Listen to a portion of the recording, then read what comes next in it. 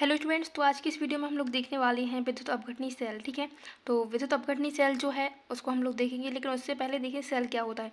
तो सेल एक ऐसा निकाय या सिस्टम है जिसमें किसी दो इलेक्ट्रोड, ठीक है, जिसमें दो इलेक्ट्रोड किसी एक ही विद्युत अपघट्य या अलग अलग विलयन में डूबे रहते हैं, जिसमें रासायनिक ऊर्जा विद्युत ऊर्जा में परिवर्तित होती है अथवा विद्युत ऊर्जा के जरिए रासायनिक अभिक्रियाएँ होती हैं। ठीक है, वो क्या कहलाता है, वो सेल कहलाता है। अब हम विद्युत अपघटनी सेल की बात कर रहे थे, तो हम हमारे टॉपिक पे आ जाते हैं। तो अगर आप वर्ग 2 की तैयारी कर रहे हैं तो इसके लिए बहुत ही महत्वपूर्ण है। ठीक है, तो प्लीज़ इसको अच्छे से कर लेना। जिस पात्र में उससे पहले मैं आपको बता दूं, अगर आपने अभी तक चैनल को सब्सक्राइब नहीं किया तो प्लीज़ कर लीजिएगा। ऐसे ही नेक्स्ट आपको वीडियोस मिलते रहेंगे, और अगर कोई डाउट है तो कमेंट बॉक्स में पूछ सकते हैं, या फिर आपको किसी टॉपिक पर वीडियो चाहिए तो वो भी आप बता सकते हैं। ठीक है, तो सब्सक्राइब अगर आपने नहीं किया तो प्लीज़ कर लेना, इम्पोर्टेंट है, और आगे भी आपको इम्पोर्टेंट टॉपिक पर ही वीडियो मिलेंगे। ठीक है, तो हम आप विद्युत अपघटनी सेल देखें। सेल के बाद हम देखेंगे विद्युत अपघटनी सेल। तो जिस पात्र में विद्युत अपघटन की प्रक्रिया संपन्न कराई जाती है। ठीक है, तो इससे पहले हम लोग समझेंगे विद्युत अपघटन क्या है, तो एक बार थोड़ा सा उसको देख लें। अपघटन पता क्या है कि जो हमारा कोई जलीय विद्युत अपघट्य होता है, जिसमें क्या होता है, विद्युत धारा प्रभावित की जाती है, वो क्या कहलाता है, विद्युत अपघट्य कहलाता है।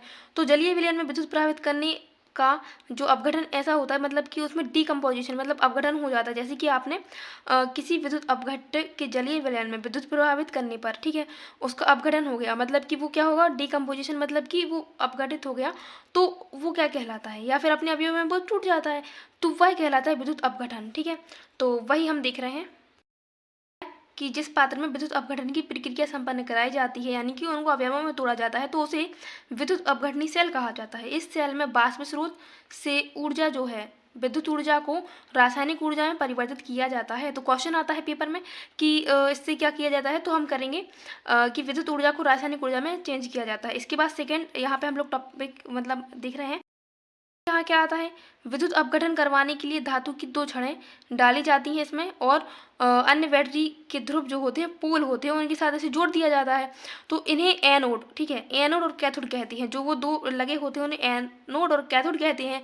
एनोड ऋणात्मक मतलब ऋणायन, और कैथोड धनात्मक, ठीक है, धनायन। तो इलेक्ट्रोड कहा जाता है इनको। कौन कौन से, एनोड और कैथोड, इंपोर्टेंट है, पूछा जा सकता है। इसके बाद विद्युत धारा प्रभावित करने पर एनोड पर कैटायन यानी कि धनायन, कैटायन मतलब धनायन, ठीक है, पर्यायवाची है। तो एनोड पर धनायन और कैथोड पर ऋणायन या फिर एनायन कह सकते हैं। कहाँ, कैथोड पर इकट्ठा होने लगती हैं, जमा होने लगती हैं। तो इस प्रकार कैथोड पर अपचयन और एनोड पर ऑक्सीकरण होता है। ठीक है, तो क्वेश्चन पूछा जाएगा आपसे, अगर कि एनोड पर कौन से जो है इलेक्ट्रोड जो हमारे लगे हुए हैं, एनोड और कैथोड, तो उस पर जो आयन वहाँ पे इकट्ठा होते हैं, तो कौन से होते हैं, तो एनोड पर धनायन, क्योंकि एनोड ऋणात्मक है और ये धनायन है, तो ये इसी के साथ इकट्ठा होंगे, और जो कैथोड है वो धनात्मक आयन इसके साथ इकट्ठा होंगे। ठीक है, धनात्मक के साथ ऋणात्मक इकट्ठा होंगे। अब इसके बाद आगे देखें तो क्या होता है, जो हमारा ऑक्सीकरण, ठीक है। अब क्वेश्चन सेकंड बन सकता है कि कैथोड में क्या होता है, तो कैथोड जो होता है उसमें अपचयन होता है और एनोड पर ऑक्सीकरण होता है। ठीक है, अब इसके बाद हम मिलेंगे नेक्स्ट वीडियो में। उससे पहले मैं आपको बता दूं कि इसके बाद हम गैल्वेनिक सेल भी देखेंगे थोड़ा सा।